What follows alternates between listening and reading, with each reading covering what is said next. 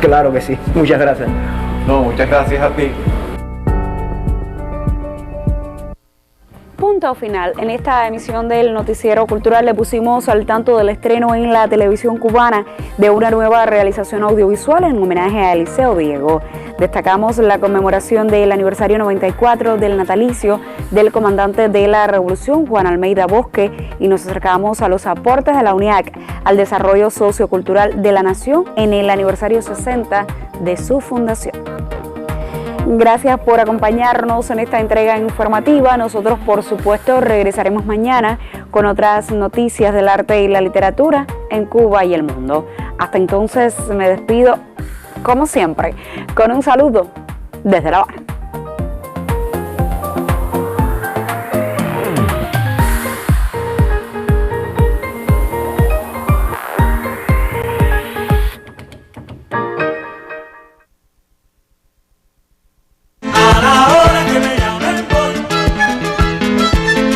El laboratorio nuestro fue inaugurado en el año 1961 a partir de una serie de estrategias encabezadas por nuestro comandante en jefe, Fidel Castro. Creó un grupo grande de inseminadores y bueno, hoy estamos en la tarea de recuperar esta tecnología de forma masiva, apoyando con toda la base científica y técnica que cuenta el CIMA-GT, ayudando al desarrollo de cada una de las formas que tenemos nosotros de producción en cada una de nuestras ganaderías, buscando sustituir las importaciones para poder llegar al alcance que nosotros pretendemos, que es volver a recuperar nuestra ganadería.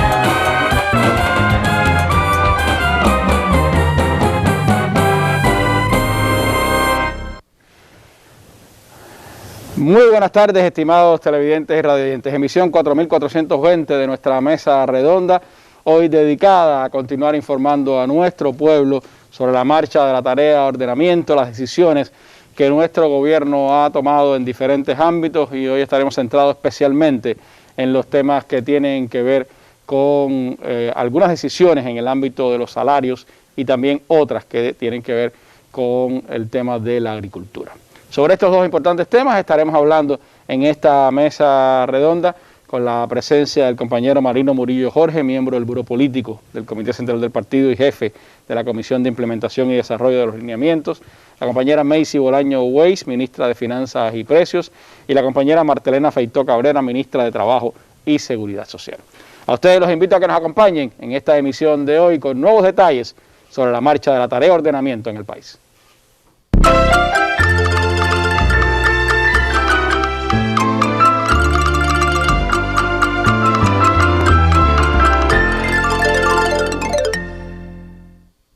Bueno, antes de entrar en los importantes temas de nuestra mesa redonda, vámonos como es habitual a nuestra sección La Noticia del Día. Hoy el secretario general de Naciones Unidas denunció en el Consejo de Seguridad que 10 países han acaparado el 75% de las vacunas administradas en el mundo.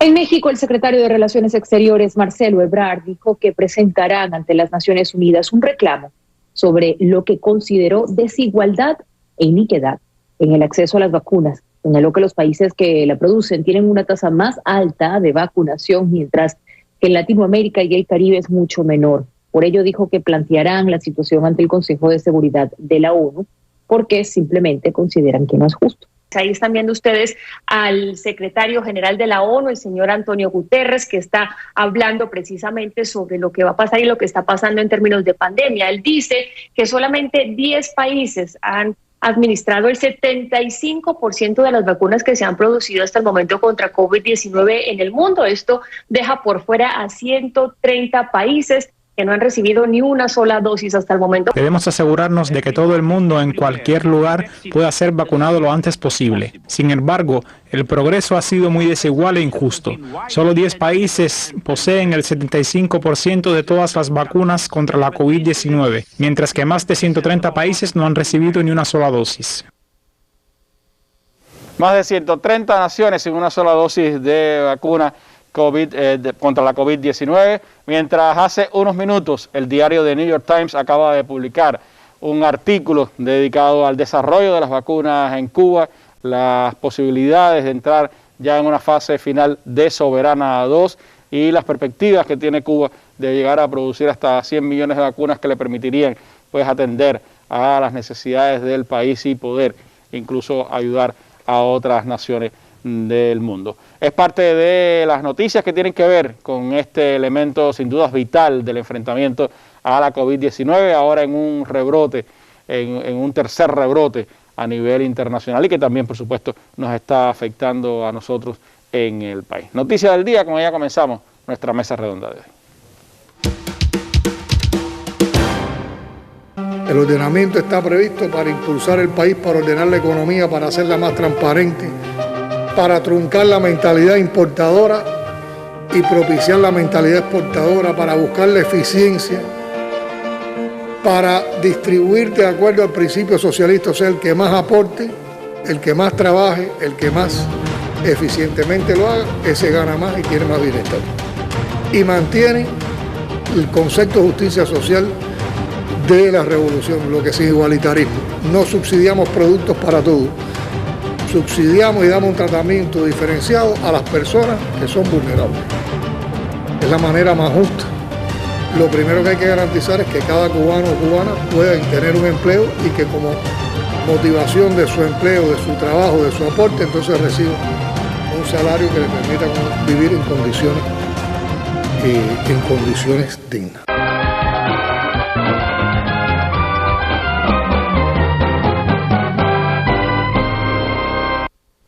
Bueno, la tarea de ordenamiento, complejo proceso económico en el que está inmerso el país desde el 1 de enero como fecha de implantación, aunque es un proceso que lleva pues un largo tiempo ya de preparación y también, por supuesto, una participación de muchísimos factores que demuestran, por supuesto, la complejidad del momento en el que estamos. Compañero Marino, bueno que esté de nuevo con nosotros por acá. ¿De qué vamos a hablar hoy? ¿Cuáles son los elementos que se siguen analizando de la marcha de la tarea de ordenamiento? ¿Qué cosas pudiéramos destacar en esta jornada? Bueno, buenas noches, Randy, a todos los televidentes y radioyentes. Como ya se ha dicho, es una tarea muy compleja, muy transversal, tiene muchos aspectos, tiene que ver con todo. Nosotros seguimos atentamente todo el proceso del desarrollo de la tarea de ordenamiento, no solo las opiniones de la población, que son una parte del problema, sino también el intercambio con las bases productivas, las empresas, las opiniones, los precios. Y todo se está revisando.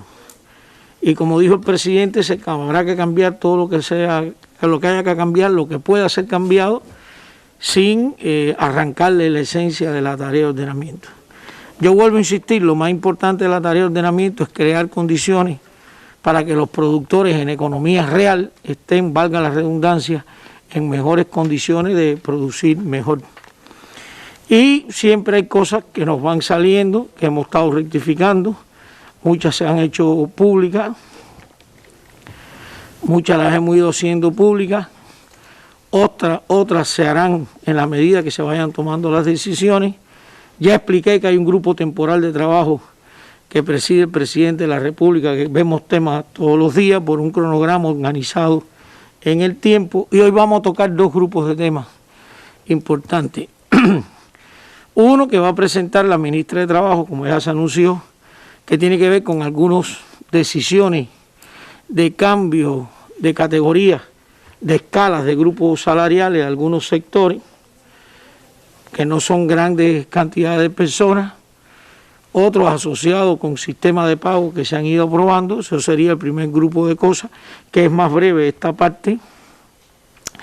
Y el segundo bloque es asociado con los precios de los productos agropecuarios, no tanto precios minoristas, puede haber una expectativa de eso de las personas, sino más bien de los precios de acopio a los productores. Algunos productos pensaron que estaban por debajo de los precios, otros más altos, y entonces todo eso se ha estado revisando, que va a presentar la ministra de Finanzas cuál fue el diseño original de la tarea de ordenamiento alrededor de esos precios y cuáles son las últimas decisiones que se han tomado. Algunos comentarios haré por el camino, pero pienso que lo más importante ahora es darle las palabras a las ministras en el orden que te dije. Bueno, pues entremos entonces a hablar de tema salarial. Siga con nosotros acá, en la mesa redonda. Un portal digital que hace noticias y análisis desde la palabra, los sonidos y las imágenes.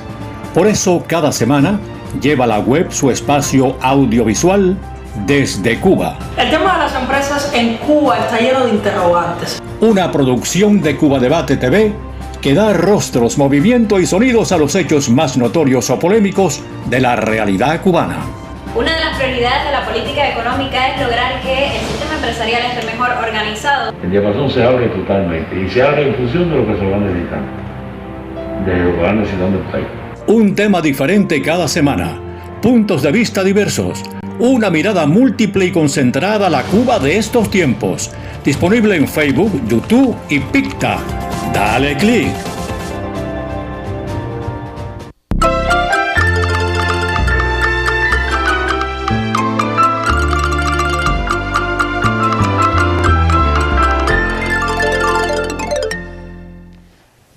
Bueno, como fruto de los análisis que sigue haciendo nuestro gobierno de la marcha, de la tarea de ordenamiento y el debate, por supuesto, también, como señalaba el compañero Marino, con las bases productivas, con los empresarios, con los sindicatos, con la Central de Trabajadores de Cuba, también se siguen tomando decisiones en el ámbito salarial. La ministra de Trabajo y Seguridad Social, la compañera Martelena Feitó, está esta tarde con nosotros y me gustaría, ministra, que nos informara entonces qué nuevas decisiones se han tomado de carácter salarial en el marco de la tarea de ordenamiento.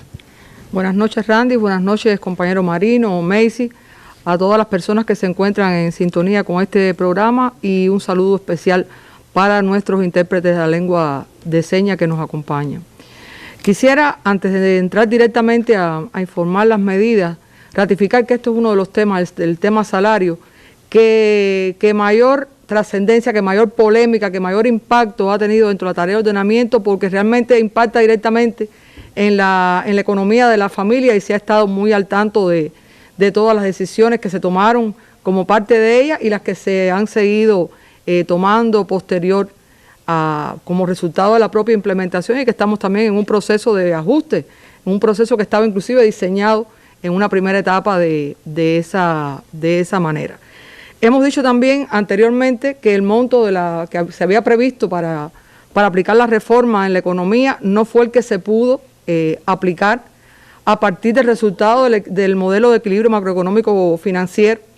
De todas formas, aun cuando se hubiera aplicado en toda su magnitud la reforma que se había previsto, las distorsiones salariales que existían, producto de decisiones que hubo que tomar en determinado momento ante la imposibilidad de hacer una reforma, distorsionan totalmente la pirámide salarial, y todavía en el tiempo se van a mantener un grupo de aspectos que de cara a futuro, en la medida que se pueda, volver a hacer una nueva reforma, serán mejor y esa pirámide verdaderamente tomará la forma que debe tomar.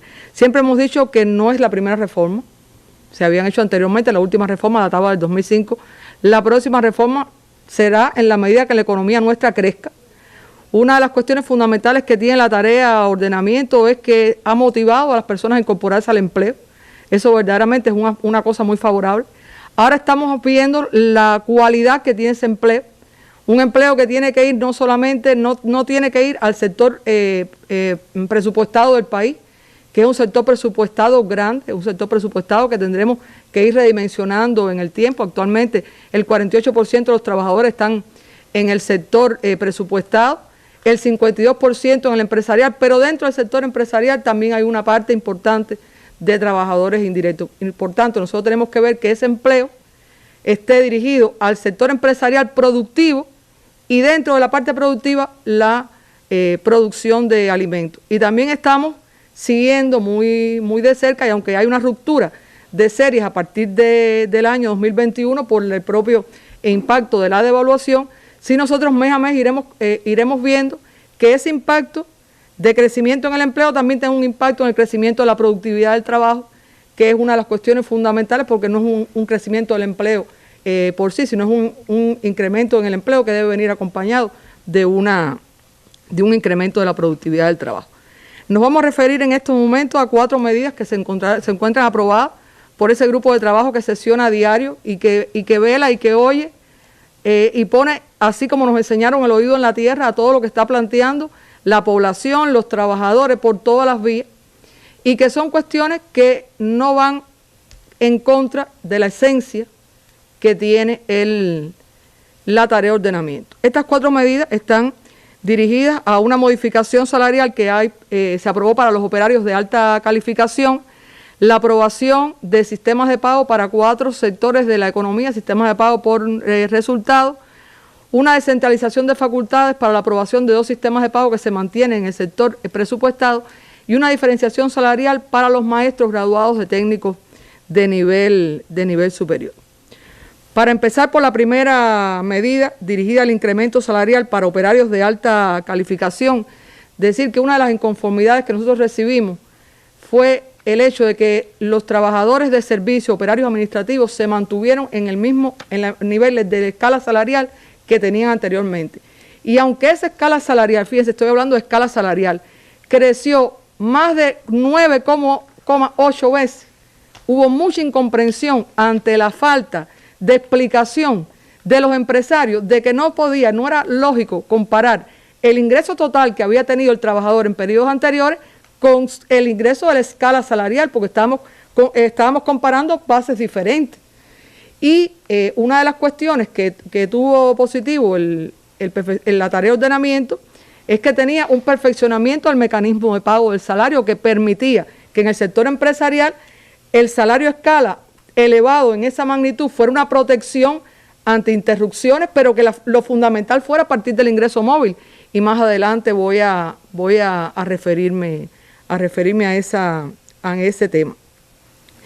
Y de todas formas, hicimos un análisis y adoptamos la siguiente decisión. Solicitamos a los ministerios que hicieran un análisis bajo 4 requisitos fundamentales para poder diferenciar y buscar una solución salarial ante operarios de alta calificación pertenecientes a los grupos 7 y 8 de la escala salarial.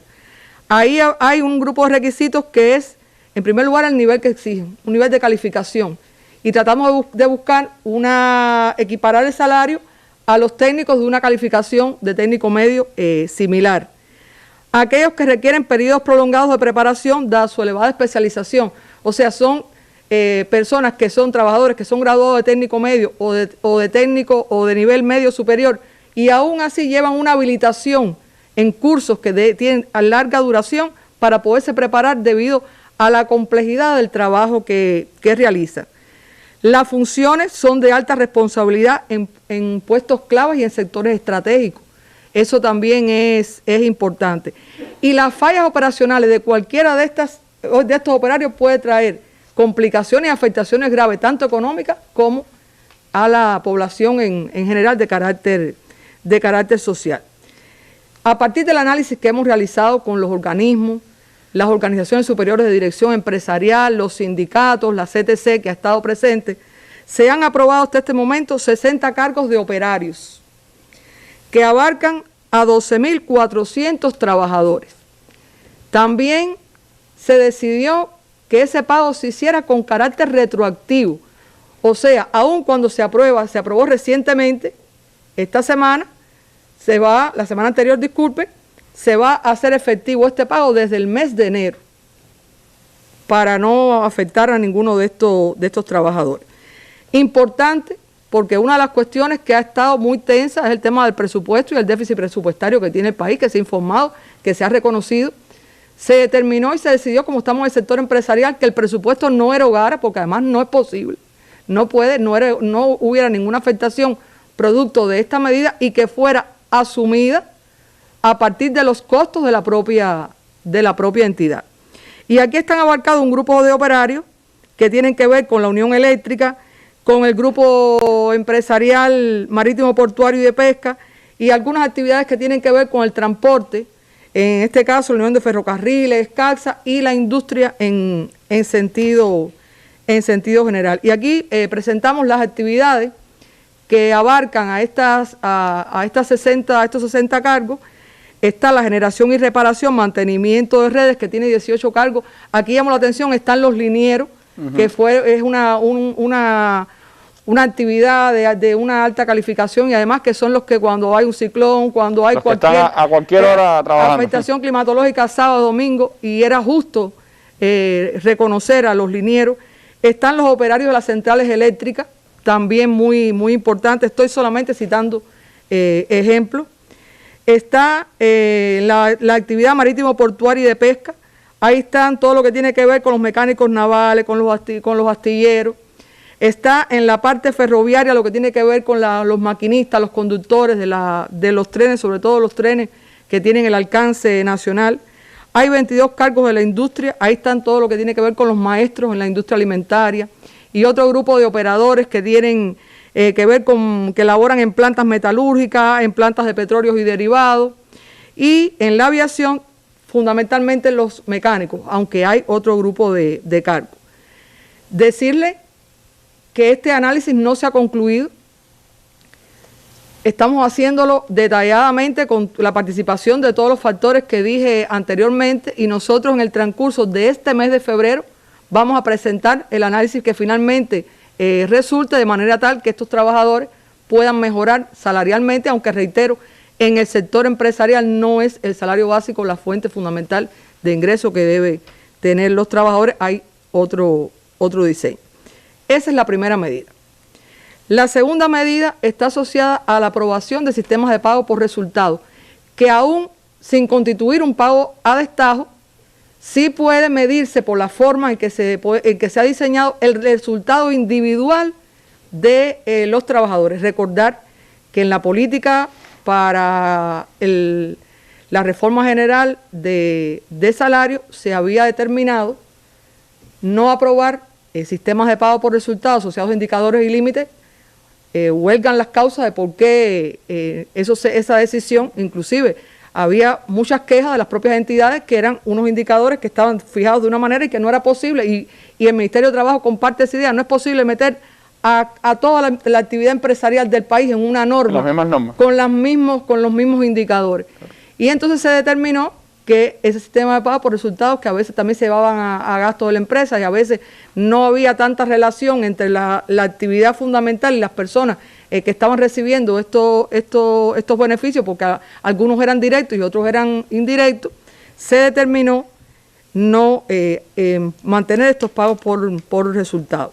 Aquí recordar, que era lo que me refería anteriormente, la estructura del salario que habíamos previsto en la reforma salarial para el sistema empresarial, la parte fija, que era la asociada a la escala, más los pagos adicionales que se aprobaron, entre ellos el pago por condiciones laborales anormales, por maestría, por doctorado, entre otros, y esa parte móvil asociada a resultados, que tenía un componente del pago a destajo, que es donde se puede medir a partir de normas concretas el resultado individual o colectivo de los trabajadores, y la distribución por el aporte individual que tenía, para no hacerla como era hasta el año pasado, al final, que se alejaba mucho, al cierre del año fiscal, que se alejaba mucho del resultado diario mensual que podían tener los trabajadores. Se aprobó ese pago a cuenta trimestral, aunque reitero, puede distribuirse mensualmente una vez que se generen esas utilidades. Se ratificaba el pago de la utilidad al final del periodo, y además hay un pago por alto desempeño. O sea, podía muy fácil diferenciarse los trabajadores a partir del aporte individual. Ahora, esta medida comprende dos modelos de gestión que se habían aplicado anteriormente y que habían dado muy buen resultado. Uno es en la empresa Taxis Cuba, que está asociado al cumplimiento del coeficiente de aprovechamiento del parque de vehículos, y otros que es en las terminales de ómnibus de la empresa de transporte de La Habana para choferes, cobradores y personal de taller. Aquí hay los que trabajan directamente en la recaudación y los que trabajan directamente en que esos vehículos están funcionando. Un destajo en la actividad de talleres sería: mientras más carros arregle, más te pago. Porque en el sistema de pago de destajo, mientras más uno trabaja, más se paga. Pero en un taller es al revés. En el taller lo que hay es que tener el coeficiente de disponibilidad técnica de los equipos. O sea, mientras menos se trabaja en ese taller, mejor, porque es que los equipos, el parque automotor está listo y se le hacen arreglos elementales, pero el parque está funcionando, y mientras más alto... El mantenimiento sistemático y no la reparación, que es ya más complejo. Entonces se trató y se buscó un mecanismo también, porque ese es un resultado que, aunque reitero, no es exactamente un pago de destajo, pero sí mide un resultado individual. Inclusive la empresa de transportes de La Habana y el resto de las empresas tienen una afectación adicional a partir de la COVID, porque no todos los pasajeros se pueden montar, los que quepan en la guagua, porque hay distanciamiento y hay normas que cumplir, y que entonces las utilidades de esas empresas están también muy deprimidas en este proceso. También para el sector de turismo se aprobó para la venta minorista, que hay fundamentalmente en las tiendas y está asociado a los ingresos por peso de venta. También es un resultado muy tangible, y entonces hay un interés por vender, hay un interés también por recaudar dinero. Eso es un resultado directo. Y finalmente, para las oficinas de control y cobro de multa... ¿Esa venta minorista solo el sector turismo o incluye a toda la...? El sector de turismo, el sector de turismo. Y en el caso de las oficinas de control y cobro de multa, para los gestores cobradores, o sea, no para todo el personal de la oficina, sino para el que está directamente. La ministra de Finanzas tiene la facultad para elaborar las bases generales, y a partir de ahí, en cada oficina de control y cobro de multa, las que tenemos a nivel de territorio, se harán ya los reglamentos específicos y se hará la planificación de la cuantía de las multas que deben recaudar, y a partir de sobrecumplimiento se hará con un % de la recaudación, se pasará a estimular a esos trabajadores. O sea, es un esfuerzo adicional que tienen que hacer los trabajadores. No están sentados recibiendo un salario, sino tienen un incentivo mayor por el trabajo. Esa es la segunda medida. En el sector presupuestado, y esa fue otra de las políticas, se eliminaron todos los sistemas de pago y solamente quedaron aprobados 2 sistemas de pago. Uno que está asociado a todo lo que tiene que ver con la producción y realización de programas de radio y la televisión, precisamente el que se aplica aquí en este espacio donde nos encontramos, y en el caso del Ministerio de Cultura, lo que tiene que ver con la realización de programas audiovisuales y los estudios de animación, con las adecuaciones que se indicaron hacer en la tarea de ordenamiento. Ahora, actualmente en el sector empresarial todas esas facultades están descentralizadas a los jefes, a los directores de las empresas. Nosotros consideramos que no necesariamente tenía que mantenerse el Ministerio de Trabajo aprobando un sistema de pago, que el que mejor conoce el sistema de pago son los directivos de esa organización, los trabajadores de esa organización, el sindicato de esa organización, y consideramos que era pertinente descentralizar esa facultad al Ministerio de Cultura en el caso de la parte audiovisual, y al presidente del ICRT en el caso de lo que tiene que ver con la radio y la televisión. Y finalmente se hizo una solicitud por el Ministerio de Educación de diferenciar salarialmente a los graduados de técnico superior, que en este año recientemente se acaban de incorporar 872 docentes. Tiene un costo estimado esta medida de 4,2 millones de pesos que se va a financiar por el presupuesto y dentro del presupuesto a partir de ahorros y de ajustes en los gastos que tiene que hacer también este sector, porque tiene que ser una responsabilidad compartida, no puede ser solamente con cargo al presupuesto del Estado. Y entonces ahora tiene el sistema de educación, de la educación media, la enseñanza general y media, tiene un cargo para los graduados de nivel superior, tienen un cargo para los graduados de técnico superior y tienen un cargo para los graduados de técnico medio, y así hay una jerarquización y también hay un incentivo de todos estos profesionales de incrementar su superación y llegar hasta nivel superior. Son esas diferencias entre lo que son las escuelas pedagógicas, los que se gradúan de las escuelas pedagógicas, los que pasan los cursos de 2 años en los pedagógicos, que son técnicos superiores, y los licenciados que ya tienen los 5 años en la universidad. Se diferenciarían esos 3. Ya hay 3 niveles justos, una medida que nosotros valoramos que es justa.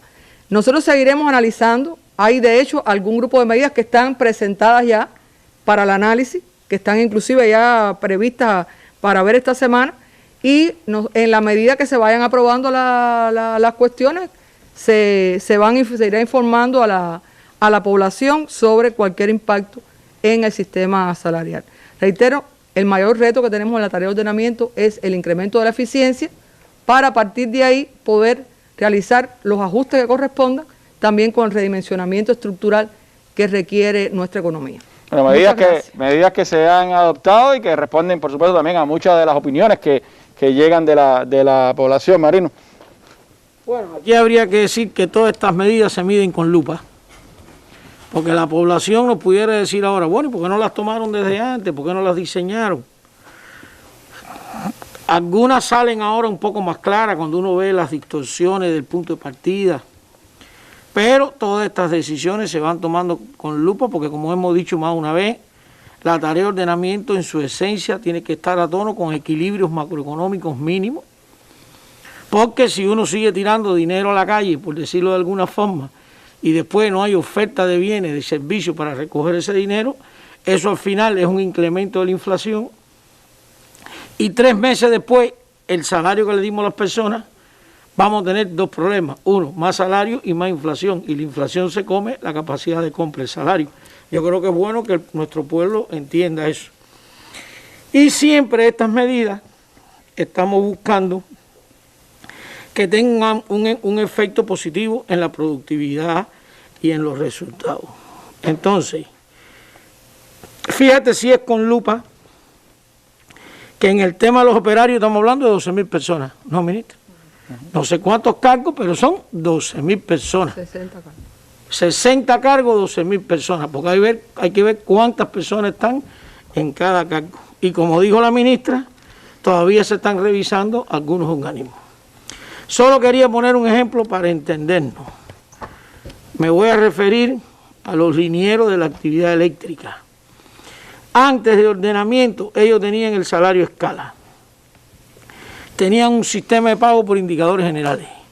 Tenían un coeficiente por la actividad. Interés económico y social. Un coeficiente de interés económico y social.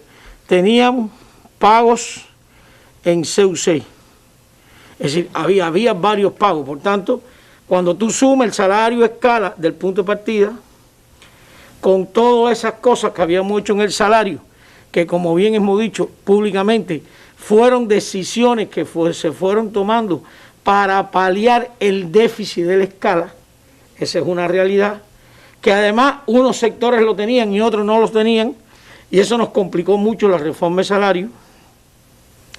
Entonces ahora, cuando todas estas personas suman todo lo que tenían ante la tarea de ordenamiento y lo comparan con su nuevo salario a escala, que es más grande que todo esto sumado, a nosotros nos dio en los linieros unos 700, 900 pesos más, números más, números menos, por si alguien en su casa saca la cuenta y no le da, pues nada es absoluto. Entonces, la nueva escala, Randy, es superior. Y yo siempre defiendo el siguiente criterio. Si lo que antes usted lo tenía por resultado y ahora se le llevó a la escala siempre le toca. y el resultado podía ser o no podía ser. Claro. Si lo que antes era por resultado, ahora es parte de la escala, usted se vio beneficiado, porque en este diseño el salario escala no se penaliza. Además, si produce más. Yo creo que eso es bueno que lo entendamos también. Por tanto, si usted sumándole todo antes, ganaba 2.500 pesos y ahora la escala es 3.500, digamos, un ejemplo, ganara 1.000 más, todo lo que tenía por resultado lo tiene ya incorporado en la escala, más 900.000 pesos adicionales. Estoy tratando de ilustrar qué pasaba con estos operarios. Estos operarios nos cayeron entre el grupo 5 y el grupo 8 aproximadamente, ¿no, ministra? El 8. El 8. El 8. Y los técnicos medios cayeron en el grupo 11, porque se beneficiaron mucho los técnicos medios. Entonces, ¿por qué es posible hacer todas estas cosas?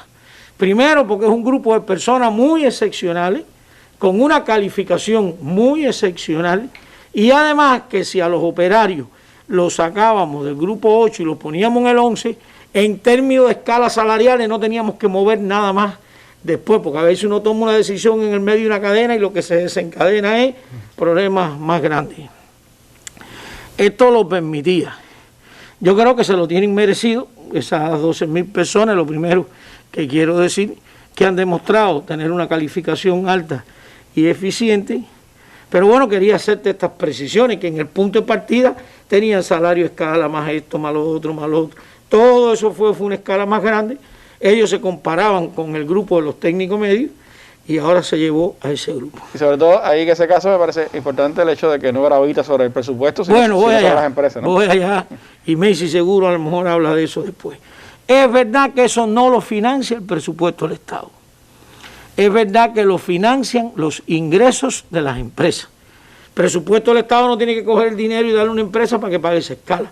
Pero nosotros tenemos que en el futuro hablar de dos cosas. Uno, lo que tiene un efecto directo en el presupuesto, porque el presupuesto del Estado no financia, y el otro enfoque es lo que tiene en el presupuesto un efecto, digamos, más indirecto. Porque todo este incremento de salario va a los costos. Y al ir a los costos hay menos utilidades. Menos utilidad. Y menos impuestos. Y al ir a las utilidades, menos impuestos a las utilidades. Porque las empresas estatales pagan el 35% impuestos a las utilidades. Pero hay otra cosa. Después que usted coge la utilidad y paga el 35%, viene una cosa que se llama utilidades por impuestos. De esas utilidades por impuestos, que también es más chiquita, porque ya la utilidad fue la más chiquita, el 50% la retiene la empresa y el 50% va para el presupuesto del Estado en términos de rendimiento de la inversión, porque es lo que el Estado capta por ser dueño de esa empresa, de alguna manera.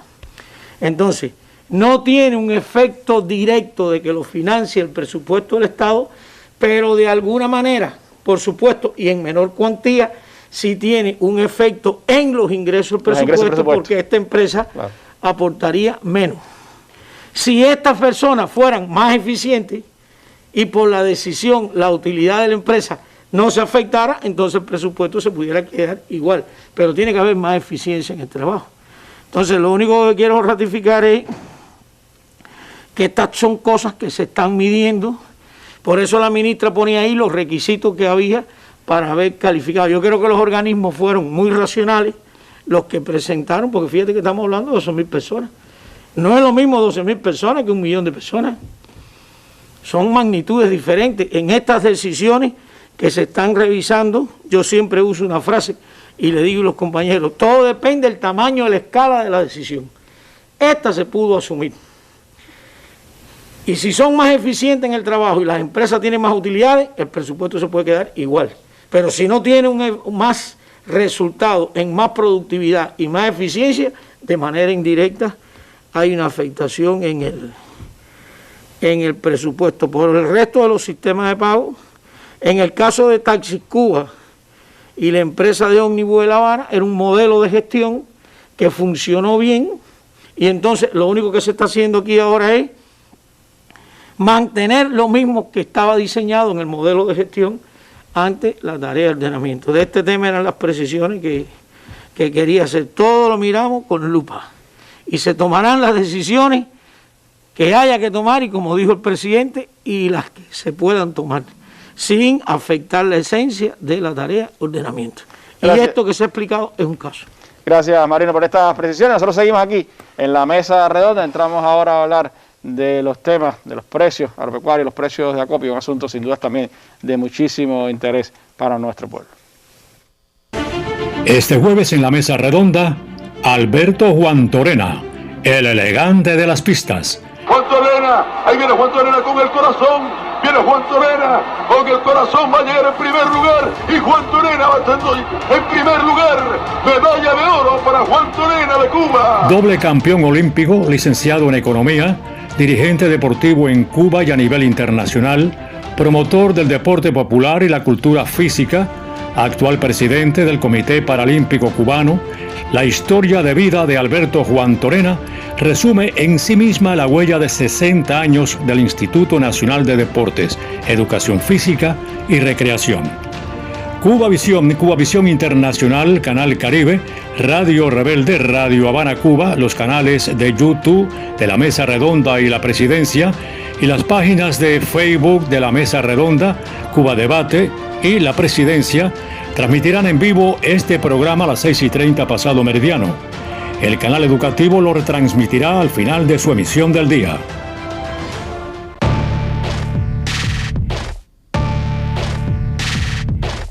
Un espacio para el análisis de los más importantes acontecimientos de Cuba y el resto del mundo.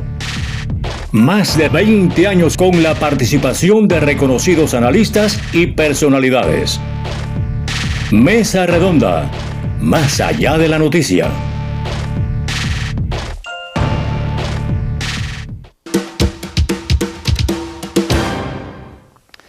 Bueno, sin duda en todo el tema de la estrategia de desarrollo económico y social del país, la producción de alimentos ocupa un lugar cimero. Y ese es un asunto que también en el análisis de la tarea de ordenamiento pues ha llevado a la mayor cantidad de seguimiento, análisis de cada una de las decisiones que se han tomado, el impacto que tiene en la producción de alimentos en el país y de ahí la análisis, las decisiones que ha venido tomando el gobierno en este sentido.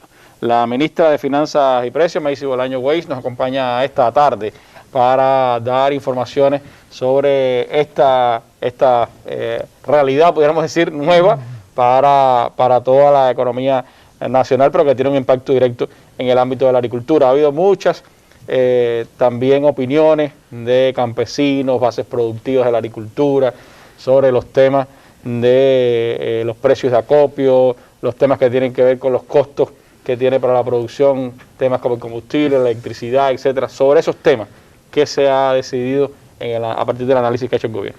Sí, Randy, buenas noches para ti, compañero Marino Murillo, compañera Martelena Feitó, ministra de Trabajo. El saludo reiterado para los televidentes y los radioyentes que siguen este importante espacio que también da la oportunidad de mantener actualizada a la población en temas tan relevantes como es la implementación del ordenamiento monetario y económico en el país.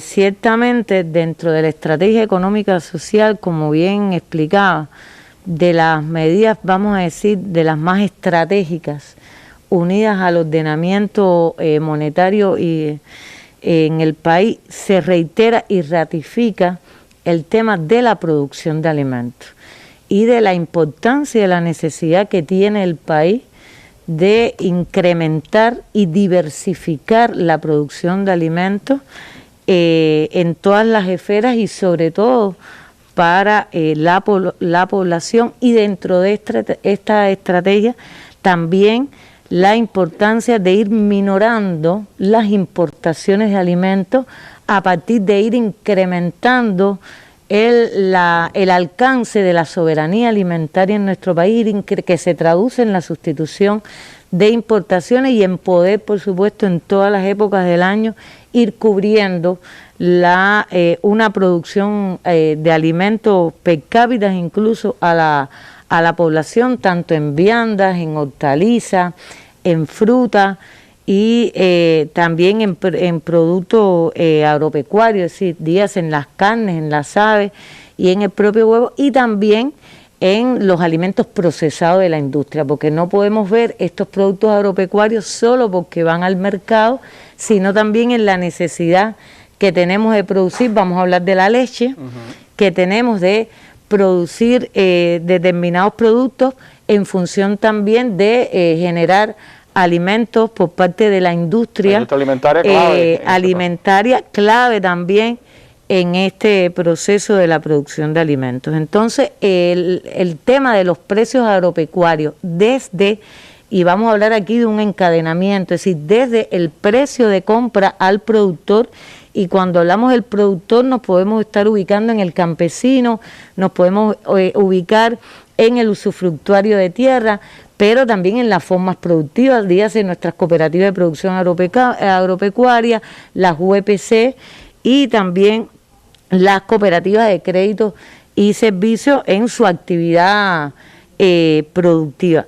Por tanto, nos tenemos que ubicar en ese precio de compra en función del resultado de su producción, después en ese acopio de esas producciones que tienen varios destinos. Vamos a referirnos a los destinos fundamentales. En primer lugar, por supuesto, a la venta minorista a la población, es decir, directo a los mercados, al consumo social, que estamos hablando de los hospitales, las escuelas, los centros deportivos, el sistema de atención a la familia, los comedores obreros y a la industria. Es decir, para que la industria pueda producir. Por supuesto, hay otros destinos, también está el turismo que es esencial y donde además ha habido formas experimentales que ya están prácticamente extendidas de la venta directa al turismo para garantizar también una entrega oportuna y sobre todo con calidad de esos productos agropecuarios. Y está entonces ese acopio, esa compra y después el consumo final en la población. Entonces, en el ordenamiento esto toma, por supuesto, una mayor relevancia porque, como explicaba el compañero Marino, en las diferentes esferas y sectores tenemos puntos de partida.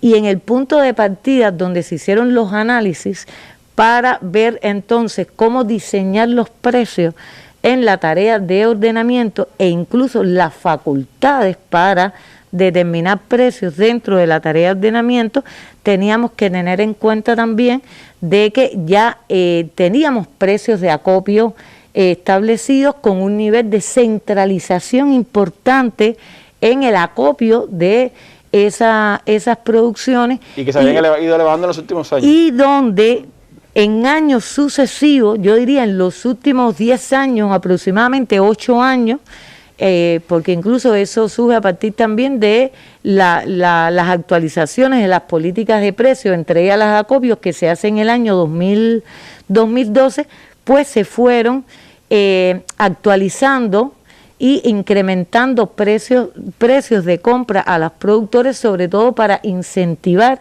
y estimular producciones donde también se produce en un momento determinado una actualización y un incremento de los insumos agropecuarios hacia o que requieren estos productores y se vuelva a producir una actualización de esos precios de acopio y donde realmente los precios fueron quedando aún cuando en determinadas producciones se fueron dando incrementos de los costos, porque por ejemplo nosotros recordamos que en la preparación de la tarea uno de los indicadores o de los elementos de gasto y de costo que se actualizó fue el tema del valor de la fuerza de trabajo, porque se fue moviendo la valorización de esa fuerza de trabajo que se contrata por la forma productiva, pero donde evidentemente también buscamos cómo lograr mayor eficiencia en la utilización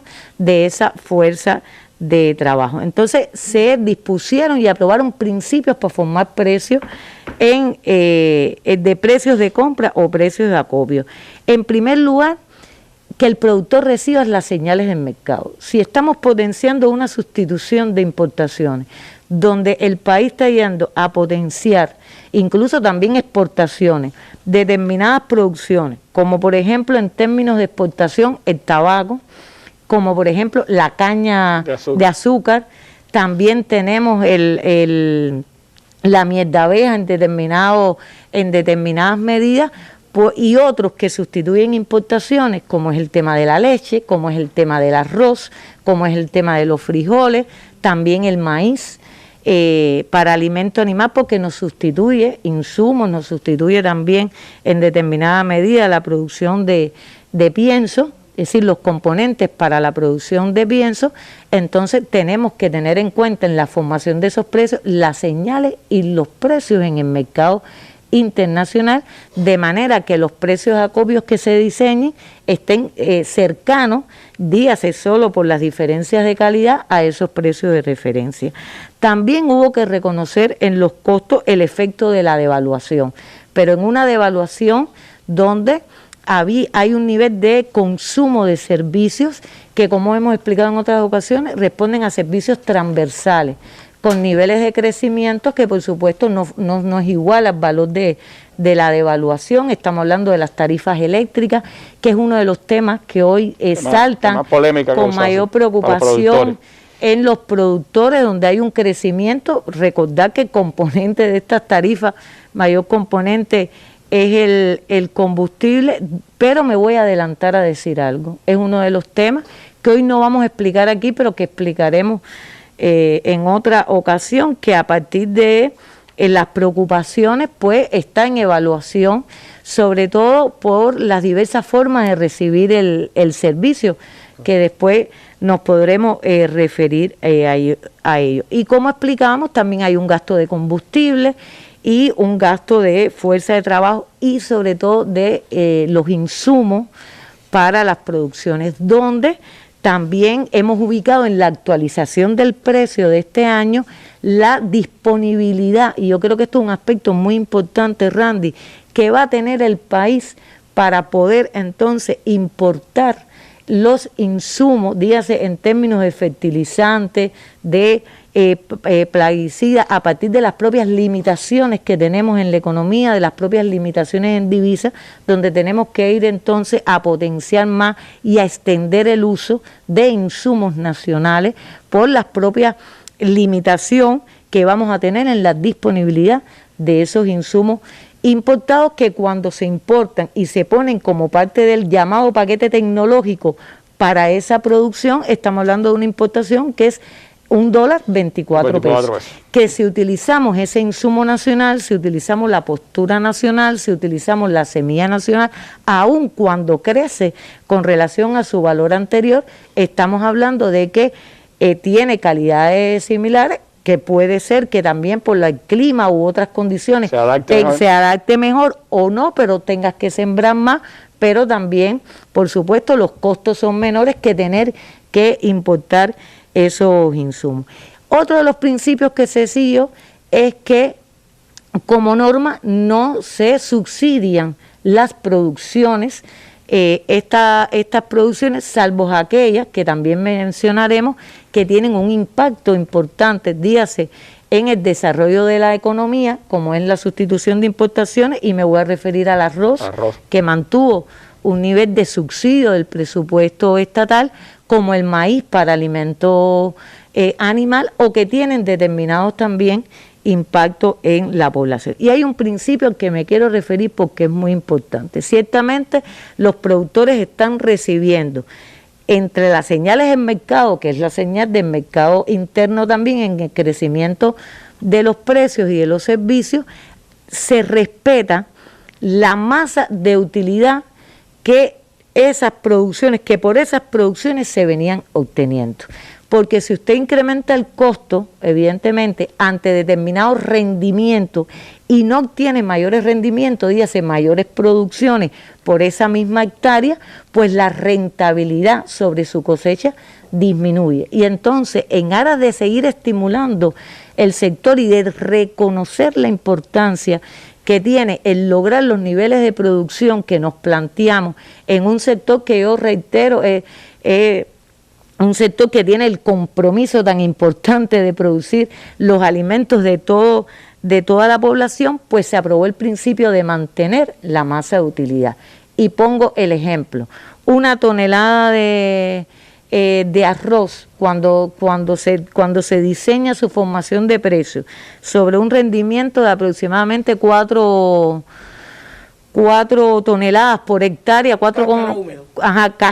cáscara húmedo, pues se respeta la utilidad obtenida desde el precio anterior de 1.354 pesos la tonelada del arroz de cáscara húmeda, y estaríamos hablando del doble si nos referimos al arroz consumo, porque estaríamos hablando, si ese arroz va a ser un arroz consumo, pues entonces una tonelada de arroz consumo es 2 veces una tonelada de arroz cáscara húmeda. Y otro de los principios, que avanzáramos hacia la descentralización de los precios de acopio y también de los diferentes precios entonces de la cadena de comercialización de los productos agropecuarios, dejando solo, insisto, los de mayor relevancia. En función de eso, se aprobó y reguló 30 precios de acopio centralizados, 15 a través del acuerdo del Consejo de Ministros, y digo 15 porque puede parecer 15, pero de esos 15 hay 6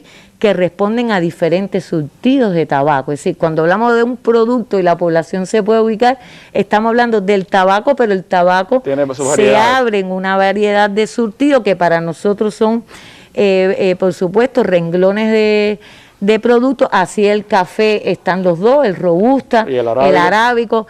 Por ejemplo, en el caso de la malanga está la santosoma y está la otra, y entonces así hay un mismo producto que puede abrir en varios surtidos, y está también 15 productos que centralizó el Ministerio de Finanzas y Precios. En todos estos productos que tienen precios de acopio, tanto los centralizados como los descentralizados, se produce obviamente primero por el efecto del incremento de los costos y después bajo el principio de mantener la misma masa de utilidad, se produce en todo un incremento de los precios de acopio.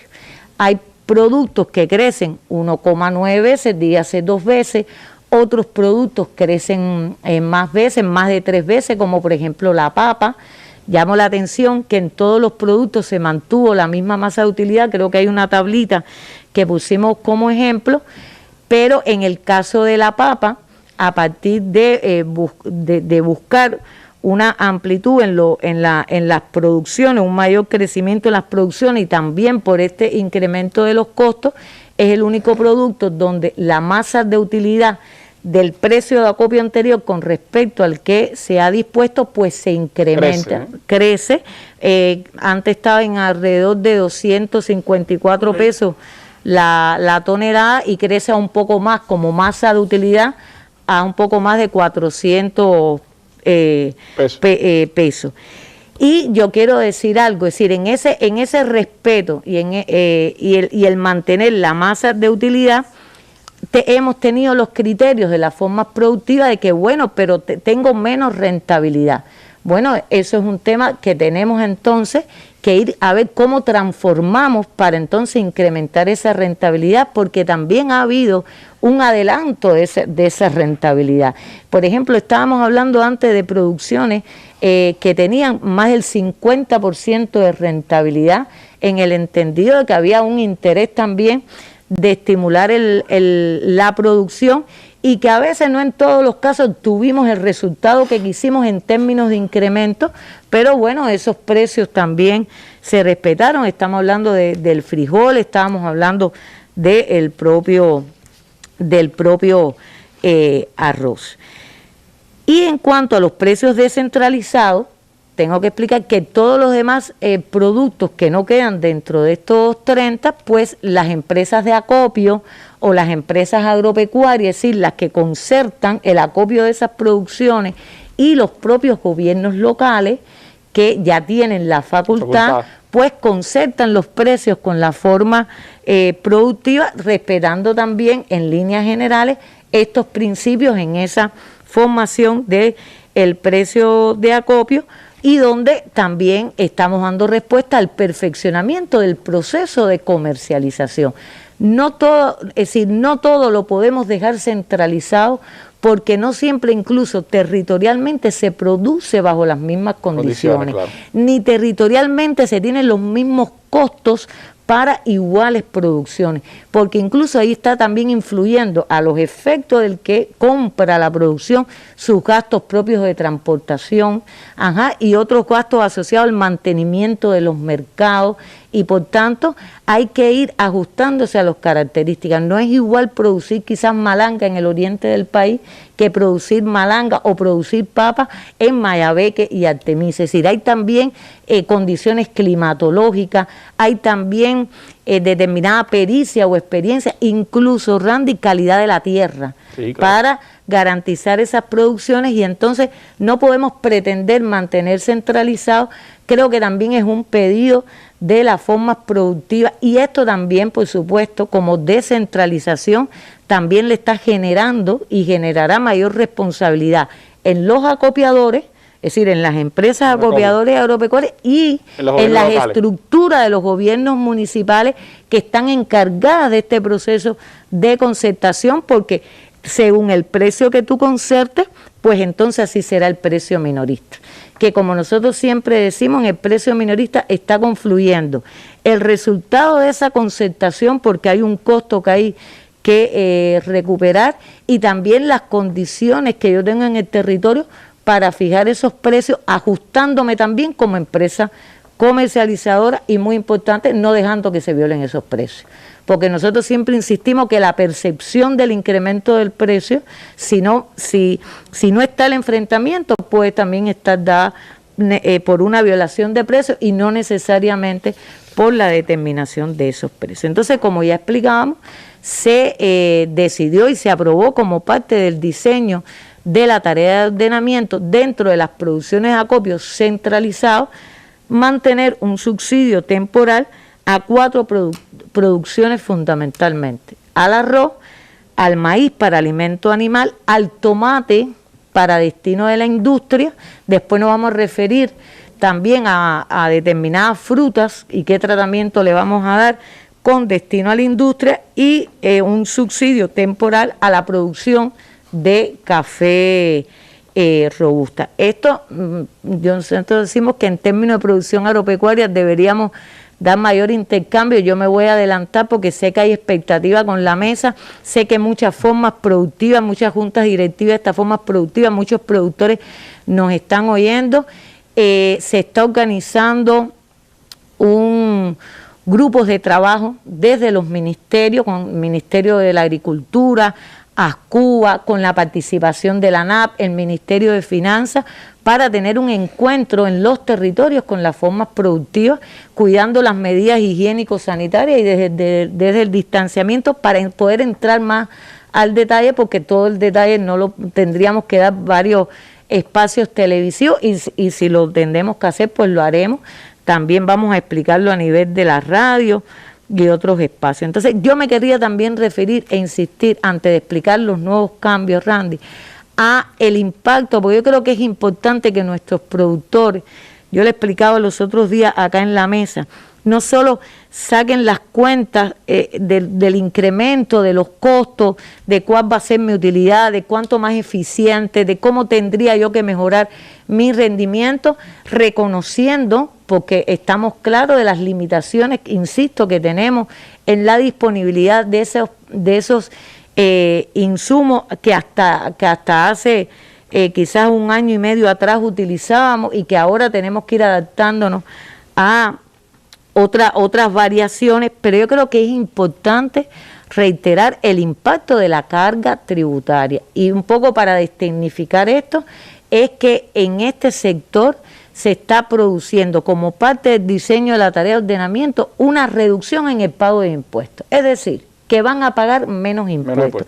Y eso también tributa a mayor utilidad si somos más eficientes y si realmente buscamos mayor rentabilidad en el producto, porque si los impuestos constituyen, aunque sea sobre el ingreso personal, vamos a decir una utilidad antes de impuestos, que en este caso es el ingreso personal o la utilidad per cápita en una cooperativa, y se disminuye, pues pueden disfrutar como masa absoluta de utilidad, de mayor utilidad. ¿Y dónde está el impacto?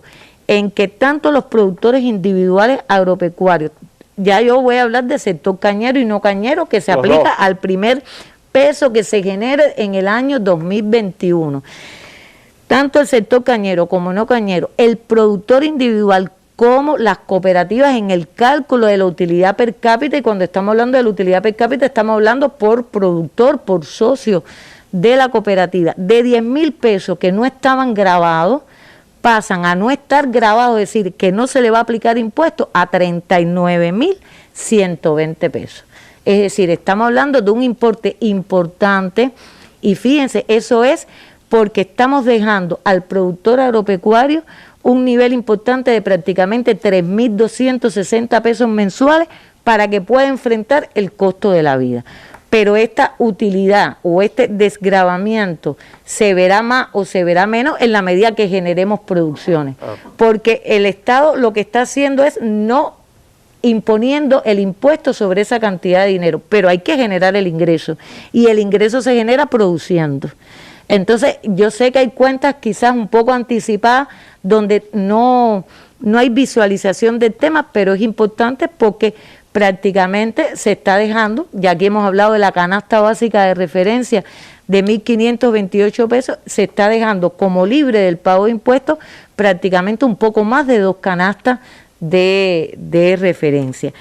El segundo impacto está en que a este sector agropecuario se le reconocía al productor individual que se dedujera del total de sus ingresos, es decir, se descontara a la hora de pagar el impuesto solo hasta el 70% del gasto en el que tiene que incurrir para lograr esas producciones. Y ahora se puede descontar todo el gasto, el 100% de los gastos, y justificar el 80% que en las condiciones, incluso porque hasta en eso ayuda el ordenamiento.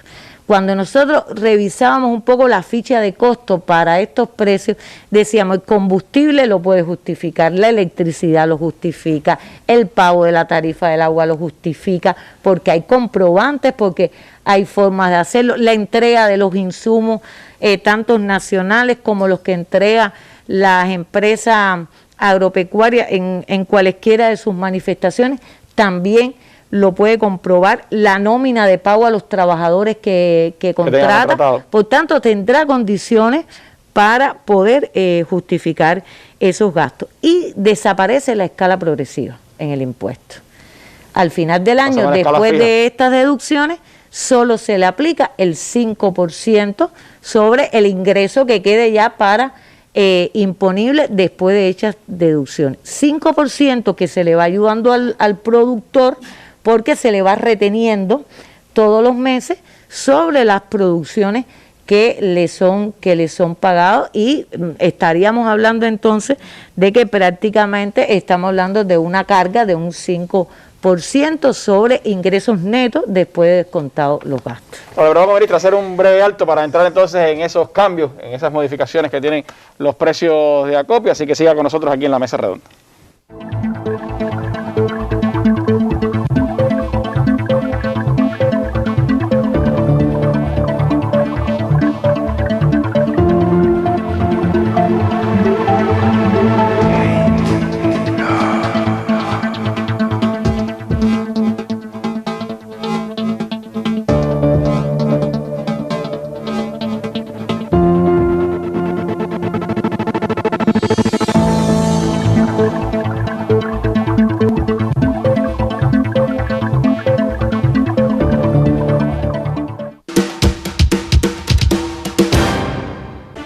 Este jueves en la mesa redonda, Alberto Juan Torena, el elegante de las pistas. Juan Torena, ahí viene Juan Torena con el corazón, viene Juan Torena con el corazón, va a llegar en primer lugar, y Juan Torena va estando en primer lugar, medalla de oro para Juan Torena de Cuba. Doble campeón olímpico, licenciado en economía, dirigente deportivo en Cuba y a nivel internacional, promotor del deporte popular y la cultura física, actual presidente del Comité Paralímpico Cubano. La historia de vida de Alberto Juan Torena resume en sí misma la huella de 60 años del Instituto Nacional de Deportes, Educación Física y Recreación. Cubavisión Internacional, Canal Caribe, Radio Rebelde, Radio Habana Cuba, los canales de YouTube de la Mesa Redonda y la Presidencia, y las páginas de Facebook de la Mesa Redonda, Cuba Debate y La Presidencia transmitirán en vivo este programa a las 6:30 pasado meridiano. El canal educativo lo retransmitirá al final de su emisión del día. Bueno, mañana estaremos con Juan Torena aquí con nosotros, pero seguimos hablando de productos agropecuarios, precios, y Marino quería hacer algunas precisiones. Bueno, yo solo quería decir lo siguiente: no hay nada más complicado, técnicamente incluso desde el ángulo de economía, que el tema de los precios y en particular de los precios agropecuarios. Porque todo eso pasa por los rendimientos agrícolas que se cogen. Y en los rendimientos agrícolas que se cogen tienen que ver los insumos que tú tengas, la calidad de las tierras. Macy decía las señales del mercado. Yo creo que tenemos que entender que no es lo mismo sembrar una hectárea de boniato en Manzanillo, donde yo nací, y venderle un Manzanillo que en Mayabé, que contra el mercado de La Habana, que es más solvente. Por supuesto, el mercado de La Habana pudiera pagar 3 pesos por libre boniato y en la zona oriental del país no sería así. No es así, porque el nivel de adquisitivo de las personas, porque, y digo la oriental por poner en cualquier lugar, también las tierras no tienen las calidades de aquí, los rendimientos son menos. Pero lo más irracional es que el gobierno llegue y diga: esto es lo que vale una libre boniato. Por eso en la tarea de ordenamiento se quedaron centralizados, como dijo la ministra, solo 30 productos, con algunos surtidos. Pero de esos 30 productos, ella puso el ejemplo del tabaco, que creo que son 6. Yo al ejemplo del tabaco le sumara la caña, que es para la industria. Por tanto, aquí nos fuimos quedando con 20, 22 productos. Cerdo, leche, plátano, boniato. Bueno, se quedó hasta la calabaza, que al final después Macy dará las explicaciones. El resto de los productos, Randy, se descentralizó a las empresas estatales de la agricultura que compran productos a los gobiernos, poniéndose de acuerdo con la base productiva.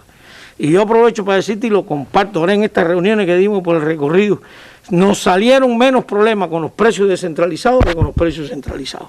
Es decir, el fantasma de que las personas en ocasiones usan más las facultades que se le dan en el caso de los precios descentralizados de acopio de la agricultura, no fue así, aunque tenemos otras experiencias también de facultades que se hicieron mal. Eso es lo primero. Y lo otro, muy rápido, decir lo que decía Macy. En los últimos años la política fue subir precios de acopio para estimular la base productiva, y eso es correcto. Lo que pasa es que estamos en un ambiente ya donde no hay, y ese incremento de precios para estimular la base productiva en un ambiente de 1 por 1 no siempre llegaba a los precios minoristas. Y ese pedazo sí caía en el presupuesto del Estado. Claro. Entonces nos tenemos que dar cuenta que aquí hay una ruptura, hay un cambio. El presupuesto del Estado está para financiar los programas públicos y financiar los productores agrícolas de manera no permanente, pero lo que no puede ser es que todo pase por el presupuesto del Estado, y eso sí se quitó. Los subsidios se quitaron, entre otras cosas porque le subimos el ingreso a la población.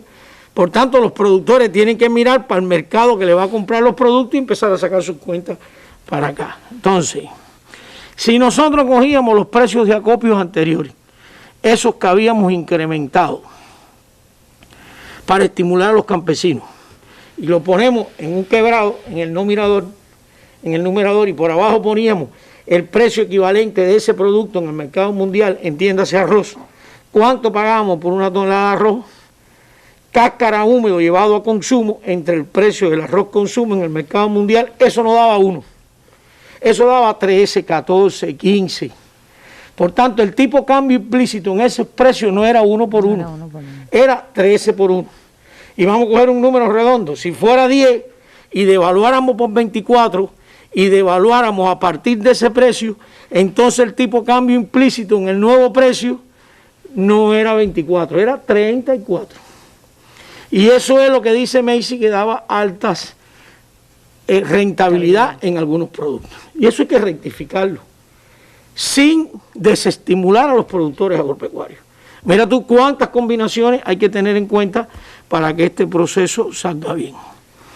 Y para no desestimular a los productores agropecuarios, la filosofía fue mantener la masa de utilidad por tonelada. nunca el margen, porque por mantener el margen, entonces el tipo de cambio implícito que ya era 10, debería ser más el 24 de la devaluación, 34. Y la inflación nos iba a matar. Entonces, por eso la tonelada de arroz cáscara húmedo, como ella dijo, el margen es 1.354. ¿Qué ha ocurrido? Muchos campesinos dijeron, me está subiendo más rápido los costos que el precio que me pusieron. Es verdad, porque el precio que te pusieron lo que te iba a garantizar era la masa de utilidad por tonelada y no el margen que tenía un 60% de rentabilidad y ahora es un 22%. Eso es así. ¿Qué ha ocurrido y qué es lo que estamos rectificando ahora? Que hay productos, y le doy la palabra a Macy, donde el crecimiento de los costos ya no ha garantizado esa masa de utilidad. Y es porque crecieron los precios de los insumos en el mercado mundial, porque creció la tarifa de electricidad, por todo lo que creció. Entonces las decisiones es ir a un nuevo momento bajo un principio, mantener siempre la masa de utilidad y no la tasa de rentabilidad que tenían, porque no es posible. ¿Eso cómo se va a hacer, ministra? ¿Qué productos son los que tienen esas adecuaciones? Entonces, con esa introducción revisamos los principales productos donde se nos dio esa preocupación y vamos a empezar con el arroz para poder llegar entonces a esa masa de utilidad. Ya explicamos que aquí el precio de acopio que se estableció en el ordenamiento para el arroz cáscara húmedo, 5.439 la tonelada, y para el arroz consumo, 10.878 pesos la tonelada. Estamos hablando de una producción que es muy importante, sobre todo por el consumo, y cuando se hizo una revisión integral por todo, yo tengo que decir que aquí participaron todos los organismos, todas las empresas que tienen que ver con los principales costos asociados a las producciones agropecuarias, pues se aprobó determinados ajustes y determinadas adecuaciones, y yo les llamo ajustes más que correcciones, porque no es que los precios tuvieron una base de cálculo errada, sino que hubo que ajustar a partir de que ese proveedor del servicio tuvo que ir también a buscar indicadores de eficiencia, tuvo que ir a ajustar gastos o costos contra otras producciones o contra otros servicios, y como se va a explicar también, aquí también entonces ha tenido que intervenir una vez más el presupuesto del Estado con un incremento de ese subsidio temporal. Pero entonces, ¿qué se ajusta en el caso de el arroz para poder obtener ese resultado? Bueno, en primer lugar se hizo un ajuste, en nuestra opinión, importante de la tarifa de abasto de agua para el riego. El riego es una actividad importantísima en la cosecha de arroz. Nosotros lo trajimos más o menos en términos de ya llevados a pesos. Si lo llevamos a veces de crecimiento, se quedó solo en 4,8 veces de crecimiento la tarifa, pero estamos hablando que de 126 pesos en millar de metro cúbico pasa a 86 pesos. Se hizo una reducción por la aviación, por los servicios de aviación, por las empresas de aviación, de los servicios de siembra y fumigación aérea, en más de 3.000 pesos las horas productivas, y se llevó a 14.000 la hora de vuelo improductiva.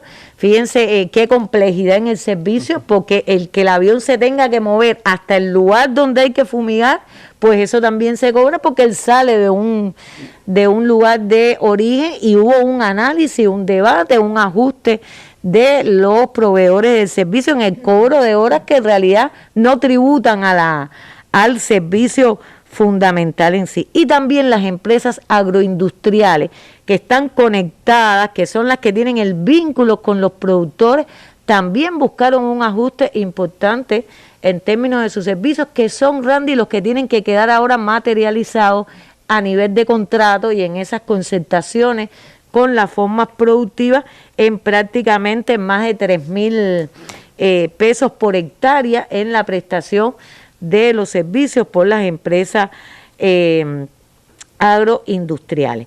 Y aún siendo así, estamos hablando de que la producción de arroz tiene un nivel de prioridad en la entrega de insumos y de paquete tecnológico, porque es una de las producciones que más sustituyen importaciones en función de la alimentación de la población y el consumo social, y aún así tuvimos que ir a incrementar la entrega del subsidio temporal para que se le pague un poco más al productor cuando entrega el arroz consumo a partir de cosechar el arroz cáscara húmedo, y por supuesto desde el arroz cáscara húmedo se produce ese incremento. Estamos hablando de 389 pesos más por la tonelada del arroz cáscara húmedo, que equivale entonces a 778 pesos la tonelada de arroz consumo. Eso demanda del presupuesto en términos de subsidio temporal, y yo creo que es importante que se oiga y que se conozca,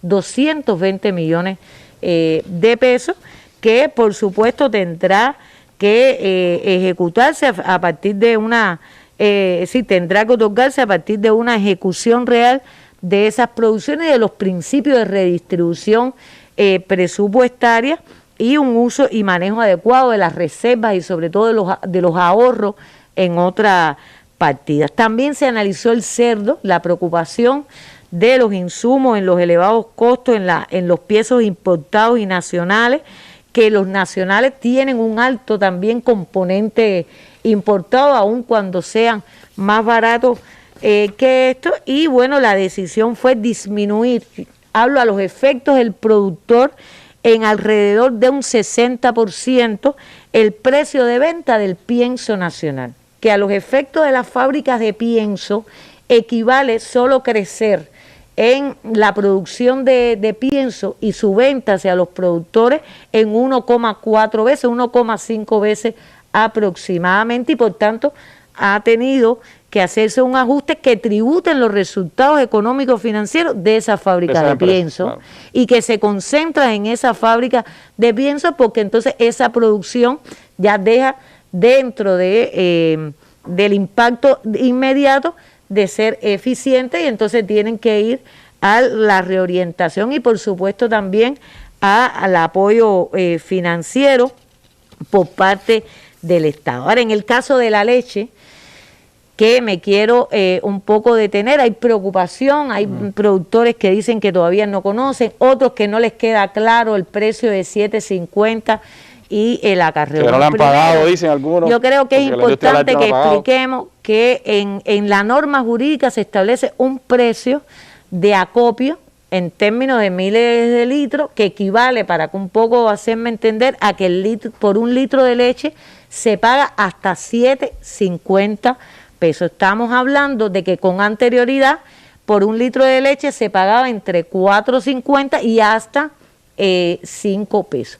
Y ciertamente desde la norma no quedó diferenciado, no quedó explícitamente explicado que dentro de ese precio de hasta, yo siempre digo de hasta 7.50, y voy a explicar por qué, porque la leche tiene calidades, y la industria cuando va a contratar esa leche también concierta calidades y ve la calidad que puede tener esa leche, y en correspondencia con ello contrata la leche en 6 pesos, en 6.80, en 6.50, en 7 pesos.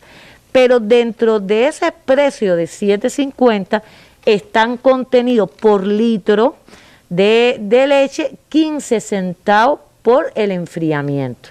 Yo creo que es bueno que los productores oigan que estamos hablando que dentro del precio de hasta 7.50, la industria, cuando acopia la leche, pues pagará 15 centavos por ese enfriamiento. Incluso si la industria por determinadas razones no puede ir a recoger la leche y lleva más horas de enfriamiento, o se dan determinadas dificultades, entre las partes tienen que concertar, bueno, cómo financiar quizás ese perjuicio o esas horas que transitaron, que no se pudo recoger la leche, porque eso es un gasto también energético que tiene la forma productiva y el productor. Ahora, el acarreo de leche. Ciertamente cuando revisamos el acarreo, aun cuando la voluntad en la conformación de ese precio de 7.50, que es bueno también que explique que es un precio por litro de leche que prácticamente está en términos similares al precio internacional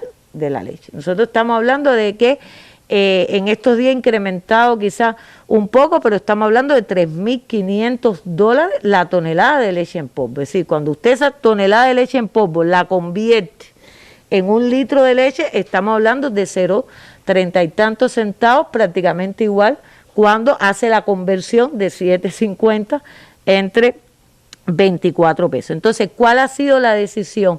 Diferenciar del precio del acopio de la leche el pago por el acarreo.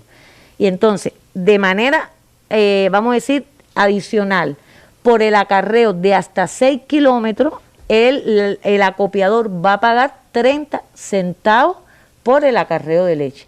¿Por qué también entendemos que hay que diferenciarlo y que es correcto? Porque no siempre el que acarrea la leche es el productor de leche, sobre todo eso sucede en los productores individuales, lo cual demanda también entonces una financiación por este concepto de acarreo, porque evidentemente para que recordemos que la leche cuando entonces va al mercado minorista, va a los niños y va a la dieta, es subsidiada y por tanto entonces demanda un mayor financiamiento a partir del incremento de ese costo.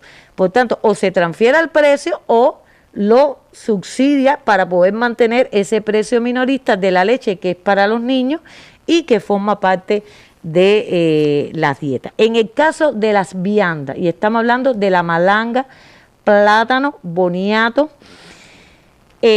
¿cuál ha sido la decisión? Bueno, yo creo, compañero Marino, lo explicamos nosotros. Realmente es difícil, aun cuando empezamos con una centralización de los precios de acopio, que se concerten precios sobre la base de un precio centralizado para adecuarlo a un precio de venta minorista y dejar esto centralizado. Entonces, la primera decisión es también descentralizar los precios de acopio, dígase de compra al productor de la malanga, de las diferentes variedades de plátano y del boniato, y solo dejar estos precios centralizados que están dispuestos en las resoluciones del Ministerio de Finanzas para el acopio con destino al consumo social, al sistema de atención a la familia y a la dieta médica, porque la dieta médica tiene un precio minorista en términos de vianda que también está protegido. Yo creo que eso ha ido quedando bien, hay un entendimiento, en la base también se hacen correcciones,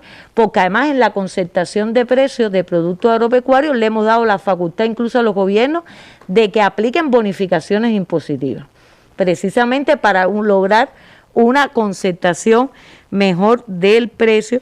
Y en el caso de las frutas, guayaba, mango y fruta bomba, se hace una rebaja al precio de acopio centralizado para lograr mejores precios de entrada de estas frutas a la industria. Y preguntarán, bueno, ¿pero por qué? Bueno, porque también en los estudios vimos que si estamos hablando de que esas son producciones que van a, por ejemplo, hacer la compota de los niños, pues entonces habíamos comenzado con elevados precios de acopio que se pueden atenuar y se pueden también disminuir para que las producciones hacia las industrias sean menos costosas. Ahora estamos hablando de que se disminuyen y que quedan centralizados solo cuando estas frutas van para la industria, igual que el tomate, manteniendo entonces su concertación de precios para otros consumos. Esto de manera general, Randy, son los principales ajustes que se están haciendo. En el caso de la calabaza queda descentralizada totalmente para todos los consumos, tanto las empresas de acopio como las agropecuarias como los gobiernos podrán establecer precios concertados para el caso de la calabaza. Y bueno, explicar que con el tema de los insumos, las semillas importadas e incluso la preocupación de los altos costos, ya explicamos aquí el efecto de la devaluación, y lo más importante es lograr potenciar y utilizar nuestras producciones nacionales, hacer más maíz para pienso animal, tener más posturas nacionales, generar más semillas, para lo cual también han venido trabajando nuestros centros de investigación en el país. Hasta aquí las principales explicaciones. Gracias, ministra, por esta aclaración. Creo que son informaciones importantes para los productores y para las empresas de acopio en todo el país. Marino, un par de minutos nos quedan. Par de minutos, muy rápido.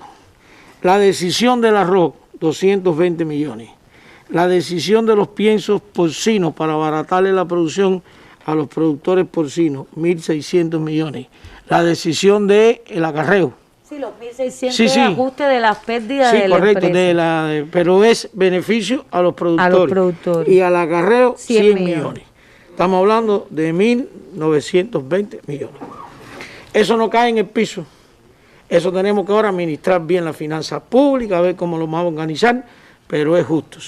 Segundo elemento y último, hay creado 3 grupos de trabajo que, como dijo la ministra, salen a las provincias a discutir con las bases productivas las decisiones que se han tomado. Por tanto, si en tan poco tiempo alguien no lo pudo entender todo, que no se preocupe, que eso se va a explicar. Y tercero, hay que decir algo aquí, que en la propuesta de descentralización de precios se va a aplicar un mecanismo que es el llamado mecanismo de precios duales. ¿Qué quiere decir precios duales? Por ejemplo, el mango, la papaya y la guayaba tienen un precio para la industria, asociado, bueno, a las grandes cantidades que la industria compra, compota. Y esa misma fruta, si viene para el mercado fresco, tiene otro precio, que pudiera ser igual o superior, o menor, según como los gobiernos locales aprueben para sus mercados de productos frescos.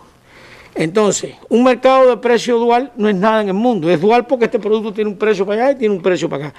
Pero un mercado de precio dual en déficit de oferta es complicado. Porque las leyes de la economía son tan objetivas como otras leyes. Y va a haber una tendencia de los productores a vender al mercado que mejor precio paga. Y entonces sí tiene que haber una estricta disciplina con lo que se contrate, se firme y hay que cumplir. Porque todos los hijos nuestros toman compota. No son ni unos sí, ni unos no. Y ese es un compromiso social que tiene la base productiva. Es decir, una gran tarea que tenemos es que la filosofía de aplicación de precios duales ante un déficit de oferta no se muevan los productos hacia los mercados que mejor pagan, porque si no, entonces para producir la compota vamos a tener que estar importando pulpa. Era lo que quería decir.